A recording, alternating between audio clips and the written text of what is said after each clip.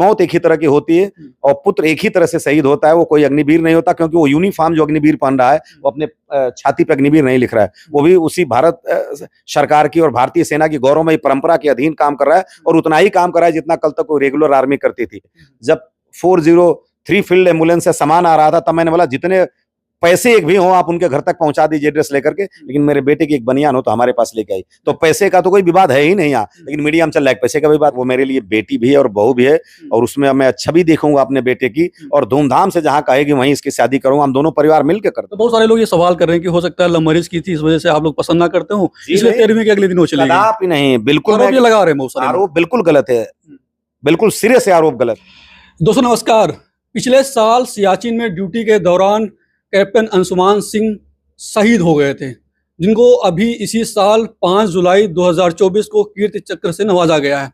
अब ये कीर्ति चक्र के बाद तमाम तरह की अफवाहें, तमाम तरह की मीडिया में चर्चाएं चल रही, उनके परिवार को लेकर चर्चाएं चल रही, उनकी पत्नी को लेकर, जो उनकी धर्मपत्नी है उनको लेकर भी चर्चाएं चल रही हैं कि इनके जो परिवार वाले हैं वो भी आरोप लगा रहे थे। तो हमारे साथ अभी कैप्टन जो शहीद हो गए हैं अंशुमान सिंह, उनके पिताजी हैं, ये समझने का प्रयास करते हैं कि जो मीडिया में खबरें चल रही हैं क्या वो सही हैं, और जिस तरीके से लगातार आरोप प्रत्यारोप भी अब कहीं ना कहीं लग रहे हैं तो वो भी क्या सही है। आपकी जो बहू थी वो चली गई यहाँ से सब कुछ लेके, पैसे लेके और चक्र लेके, जैसे ही आए 13वीं के अगले दिन। आरोप बिल्कुल सही है, लेकिन जैसा आप कह रहे हैं कि पैसा लेके सब कुछ लेके, ऐसा नहीं है। हमारी बहू 13वीं के अगले दिन तक हमारे साथ बिल्कुल बहू की तरह से बड़े सोबर मैनर में रह रही थी। 13वीं के अगले दिन गई, वो जो सामान आप मीडिया में देख रहे हैं, वो जो सामान था मेरे बेटे का, उन्होंने किनारे कर दिया, एक झोले में अपना सामान पैक करके गई। उसके बाद उन्होंने जो भी चीजें थी बातचीत करनी बंद कर दी, पूजा में नहीं आई, कीर्ति चक्र में आई तो हमने हाथ नहीं मतलब लगाने का मौका मिला, मेरी पत्नी तो छूने का मौका मिला। तो ये सब चीजें हैं और वहां मैं मांगा तो भी उन्होंने नहीं दिया बस्ट पे लगाने के लिए, और अब उनसे कोई बातचीत नहीं हो रही है। लेकिन जो पैसा लेकर के जाने की बात है, उस पैसे में 21 जुलाई को जो राज्य सरकार का पैसा जो 70% वाइफ को और 30% पेरेंट्स को मिलता है, वो हमारे को मिला 15 लाख रुपए, 35 लाख उनको मिला। जो आर्मी ग्रुप इंश्योरेंस का पैसा था वो 50-50 डिस्ट्रीब्यूट हुआ माता में और पत्नी में। बाकी जो भी और अवार्ड के पैसा है या उनकी सर्विस से कंसर्निंग पैसा है, वो अधिकारी अपने एक जो विल साइन करता है एनओ के अकॉर्डिंगली, वो अंडर कुछ प्रोसेस है और कुछ मिल गए होंगे, हमें जानकारी नहीं कि कितना उनको मिल गए और कितना मिलने वाला है, लेकिन वो एज पर रूल उनको मिलेगा और पेंशन उनको मिल रही है। तो अभी आपको लोग क्या चाहते हैं? जिस तरीके से वो तो चली गई हैं, जो कीर्ति चक्र था वो भी लेके चली गई हैं, तो आप लोग चाहते हैं क्या, जो एनओके में जो अभी सिस्टम है उसमें कुछ सुझाव चाहते हैं? बिल्कुल, ये एनओके का जो सिस्टम है इसमें पहले तो बिल्कुल परिवर्तन नहीं था, और 99 में जब कारगिल युद्ध हुआ था तो चूंकि बल्क में कुछ शहादत हुई थी तो बल्क में ये मांग उठी थी, तो उसमें तत्काल परिवर्तन किया गया था कि अब अफसर चाहे या जवान चाहे तो 70-30, 67-33 या 50-50 या 100% कर सकता है। तो उसमें कुछ चेंजिंग हुआ, लेकिन कुछ उसके क्लाज उसमें भी रहे। अभी भी जैसे मान लीजिए कि होता है वाइफ जो फैमिली जो पेंशन होता है तो उसका नाम है regularise family pension, special family pension, ordinary family pension. वो फैमिली की परिभाषा होती है माँ बाप बच्चे तमाम लोग, केवल वाइफ फैमिली की श्रेणी में नहीं आती। There are marginal difference between wife and family. तो ये सब चीजों पे देख के कि वाइफ अकेली है, बच्चे हैं या माता पिता के साथ हैं, नहीं है, तो एक एनओके के सिस्टम में कंप्रिहेंसिव डिस्कशन के बाद एक जो है कंस्ट्रक्टिव रिफॉर्म होना चाहिए, ऐसा मेरा मानना है और ऐसा मेरा मांग भी है। अग्निवीर को लेकर भी सवाल उठाया आपकी पत्नी ने जब राहुल गांधी जी से मिली कि अग्निवीर योजना कहीं ना कहीं बंद होनी चाहिए। सवाल नहीं उठाया। राहुल जी से जब बात हो रही थी तो उसमें अग्निवीर का जिक्र आया था। मेरा बेटा 3.5 साल में जो शहीद हुआ था तो हुआ कि आपको मिला कि नहीं मिला। तो एक माँ है, उन्होंने माँ के दर्द को समझा होगा कि आज मैं जैसे झेल रही हूँ, मुझे हाथ से नहीं पकड़ने दिया गया, तो इसके परिदृश्य में या इसके परिप्रेक्ष्य में जरूर उन्होंने अपने दिल की बात कही कि अग्निवीर में सरकार को 2 तरह की सेना नहीं रखनी चाहिए और इनको भी कैंटीन और मेडिकल की फैसिलिटी मिलनी चाहिए और पेंशन मिलनी चाहिए। जो उनका उद्गार था उन्होंने व्यक्त किया। आप क्या चाहते हैं? अग्निवीर योजना बंद होनी चाहिए? देखिए, कोई भी सरकार जब कोई योजना लाती है तो बहुत एक डिटेल स्टडी के बाद लाती है। तो सरकार के अपने कुछ पक्ष होंगे, कुछ जरूरतें होंगी, हमारे सेना की ऑपरेशनल रिक्वायरमेंट होगी, फाइनेंशियल नीड होगी, और भी बहुत सी चीजें होंगी जो सेना की टैक्टिकल और टेक्निकल बहुत से उसके टर्म्स होंगे। लेकिन बीइंग ए फौजी, एक्स फौजी, मेरा ऐसा मानना है कि उसकी ट्रेनिंग को देखते हुए और सर्विस के लिमिट को देखते हुए और इनटेक के रेशियो को देखते हुए निश्चित रूप से इस पे विचार होकर के और एक व्यापक संशोधन की आवश्यकता है। उम्मीद है सरकार से कि इस पे संशोधन हो सकता है? उम्मीद है, क्योंकि सरकार तो देश के लिए है और जब देश और समाज की जरूरत होगी तो सरकार करेगी। हर सरकार अच्छा करती है, अपने नागरिकों के लिए ही करती है। कोई सरकार रिजिड होकर कोई काम नहीं करती है। बिल्कुल मुझे 100% उम्मीद है कि सरकार जो भी करेगी अच्छा करेगी। राहुल गांधी से उम्मीद है? राहुल गांधी भारत के नागरिक हैं, मुझे आपसे भी उम्मीद है, राहुल गांधी से भी उम्मीद है, और विपक्ष के नेता भी हैं। तो जब भी आपकी वाइफ पे एक बयान आया था कि राहुल जी से काफी उम्मीदें हैं, ऐसा लग रहा है कि राहुल जी इसको खत्म कर देंगे अग्निवीर योजना को। नहीं, ऐसा बयान है, ऐसा मैंने कहीं नहीं कहा कि मुझे उम्मीद है कि राहुल जी इसको खत्म कर देंगे। राहुल जी ने ये कहा कि मैं सरकार से इसके लिए लड़ रहा हूं, और मैं क्या कर सकता हूं नहीं कर सकता, मैं पूरी कोशिश कर रहा हूं। तो उम्मीद तो जैसे मैं कह रहा हूं कि ये खत्म नहीं, रिफॉर्म होने की जो बात कर रहा हूं, तो निश्चित रूप से सरकार के जो सुविधाएं एक आर्मी मैन को मिलती हैं, आपको लगता है कि वही सुविधा देना चाहिए सरकार को एक अग्निवीर के तहत?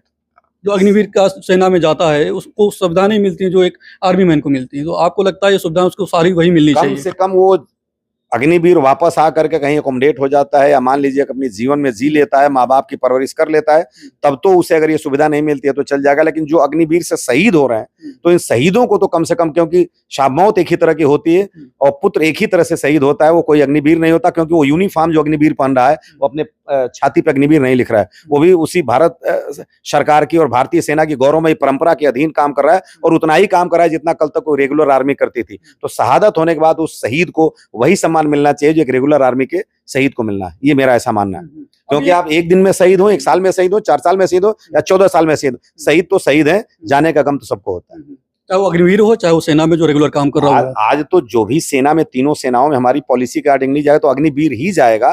तो 4 साल तक अगर वो अग्निवीर रहता है और वो बॉर्डर पे जाएगा, लड़ रहा है, अगर उसमें शहीद हुआ तो फिर उन माँ बाप का क्या होगा? क्योंकि वो तो बेचारे किसी का एक ही बेटा होगा, और उन्होंने बड़े लालन पालन से पढ़ाया पोला होगा, और बड़े देश के जज्बा के साथ भेजा होगा देश सेवा के लिए, और शहीद हो गया तो क्या होगा? तो निश्चित रूप से शहीद के साथ तो ऐसा होना चाहिए, मेरा ऐसा मानना है। कुछ मीडिया खबरों में ऐसा भी चल रहा है कि जवाब आ गया, जो उनकी पत्नी थी अंशुमान जी की, उनका जवाब आ गया कि जैसी जिसकी सोच है वैसा वो बोल रहे हैं, तो इस पे कुछ कहना चाहेंगे आप?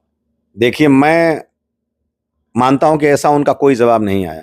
उनके पड़ोसी जो हैं वो कह रहे हैं कि वो बाहर हैं, ऑस्ट्रेलिया चली गए।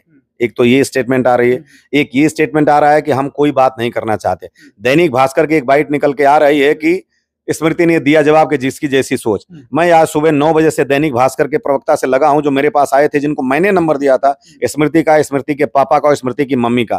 तो मैं सुबह से उनसे लगा हूं कि आप मुझे बताइए कि आपका कौन पत्रकार गया था, और स्मृति से बात हुई थी या स्मृति की मम्मी से बात हुई थी, और किसका क्या जवाब था। लेकिन सुबह से अभी 6:10 हो गया, और उनके किसी भी पत्रकार का या किसी भी न्यूज हेड से मैं बोला मैं आपके खिलाफ अभी जो है कॉन्फ्रेंस करूंगा, प्रेस कॉन्फ्रेंस, लेकिन उनका कोई जवाब नहीं है। उन्होंने बोला कि हम अभी जांच कर रहे हैं, अगर गलत निकली तो हम आप इससे माफी मांगेंगे। मैंने ये भी शब्द कहा कि आपके इस गलत बाइट से लाइव टीवी पे चल रहा है, पूरे देश में नरेशन जा रहा है, आप कैप्शन लगा के कर रहे हैं, आ गया जवाब, जबकि वहां से कोई जवाब आया नहीं। उनकी माताजी का क्या जवाब है, मुझसे इससे कोई लेना देना नहीं। उनके पिताजी का क्या जवाब है, कोई लेना देना नहीं। मेरी बहू का क्या जवाब है, ये मेरे लिए मायने रखता है कि उसने जवाब दिया कि नहीं दिया। अगर उसने जवाब नहीं दिया तो ये गलत चलना मुनासिब नहीं है, अगर उसने जवाब दिया तो मैं इसका स्वागत करता हूँ।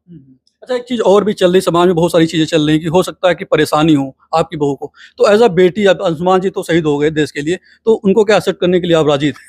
मैं तो 20 तारीख को ही कहा था कि वो मेरे लिए बेटी भी है और बहू भी है, और उसमें मैं अच्छा भी देखूंगा अपने बेटे की, और धूमधाम से जहां कहेगी वहीं इसकी शादी करूंगा। हम दोनों परिवार मिलकर कर देंगे।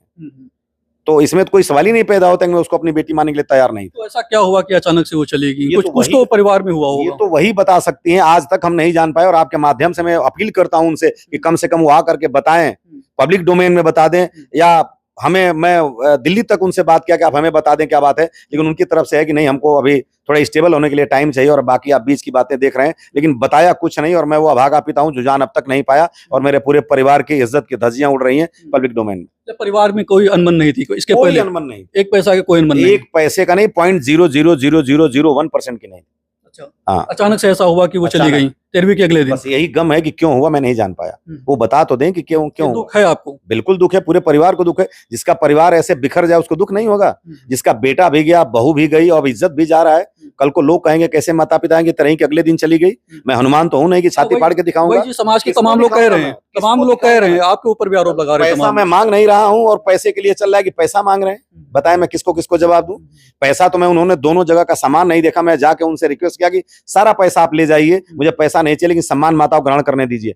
जब 403 फील्ड एम्बुलेंस से सामान आ रहा था, तब मैंने बोला जितने पैसे एक भी हो आप उनके घर तक पहुंचा दीजिए एड्रेस लेकर के, लेकिन मेरे बेटे की एक बनियान हो तो हमारे पास लेके आई। तो पैसे का तो कोई विवाद है ही नहीं यहाँ, लेकिन मीडिया में चल रहा है पैसे का विवाद हो रहा है। तमाम लोग कह रहे हैं, समाज में भी चल रहा है, देश में चल रहा है, मीडिया खबरें काट छाट के अपनी बाइट में कर रही है। जैसे ललन टाप दिखा रहे हैं एक ही चीज, मैं अपने छोटे बेटे से शादी करना चाहता था।